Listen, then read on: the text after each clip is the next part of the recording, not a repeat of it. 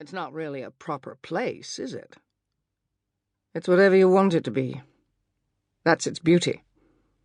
But a private village created entirely by one man? Isn't that a little strange? The genuine incredulity in the detective's voice amused Penrose, but he knew what Doyle meant. For anyone who had never been there, the idea of a resort designed entirely for pleasure and architectural beauty, and for those with the means to enjoy them, was difficult to grasp. For an American with, he suspected, socialist leanings, it must seem absurdly self-indulgent. "It's remarkable, certainly," he said.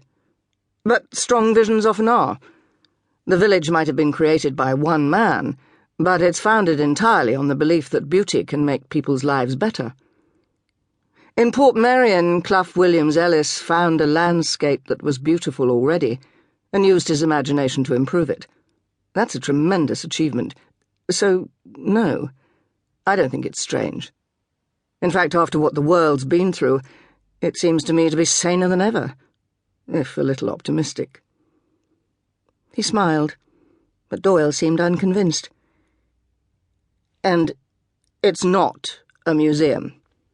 He's still adding to it. Now that the building restrictions have finally been lifted after the war, there's no stopping him. I went back recently with my wife, and he'd just started on the plans for a new gatehouse. So Portmeirion lives and breathes and changes," he added, unable to keep a faint trace of sarcasm out of his voice. "Just like a proper place. I'm surprised you wanted to go back after everything that happened there. It can't have been much of a celebration. If a policeman starts avoiding places that have been tainted by violent crime, there'll come a point when he can't leave the house," Penrose said. "Surely you know that from your own experience." It was an evasive answer, but rooted in truth. Ironically, Portmeirion was scarred for him, not by the murders that had taken place there, but by the happiness he had known during that summer. A happiness made all the more poignant by the shock of Josephine's death. He knew better, though, than to try to dull his sadness by staying away from places in which they'd spent time together. There was no logic to grief, and he felt her absence everywhere. At the risk of sounding callous, I wasn't personally involved in the deaths at Portmeirion, so the good memories outweigh the bad. Doyle shook a sheaf of photographs from a file and unfolded a map of the village on Penrose's desk. "Even so, something like this must be hard to forget, no matter how many cases you've dealt with in your career." He pointed to one location after another, matching each one with its black-and-white counterpart. A body found up in the woods by that weird cemetery place, slashed so badly that the face was barely recognizable. Another murder on the headland, just a stone's throw from the hotel, the victim raped, strangled, and strung up like an animal. These garages, right at the heart of the village, covered in blood. He placed the last photograph in the center of the map, and Penrose looked down at the bruised and broken body, remembering the confusion and disbelief he had felt when he arrived at the scene. "And the final death," Doyle added.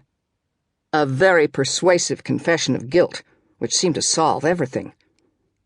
So many locations and so much blood. I don't know about beauty, sir. It seems to me that your architect created a playground for a killer." "That was hardly his intention," Penrose said evenly. "And Mr. Hitchcock's little games didn't help. They made things much more difficult for the police."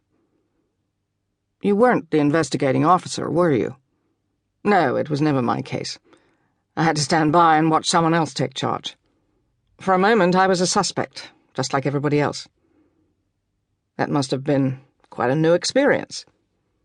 Penrose nodded. Throughout his career he had always prided himself on a sensitivity towards those affected by murder, an awareness that, in the process of getting to the truth, many innocent lives were torn apart. But nothing could have prepared him for the ease with which people turned on each other when their own character was under question. Fortunately, it didn't last long. Events came to a natural conclusion and the case seemed to be wrapped up very efficiently.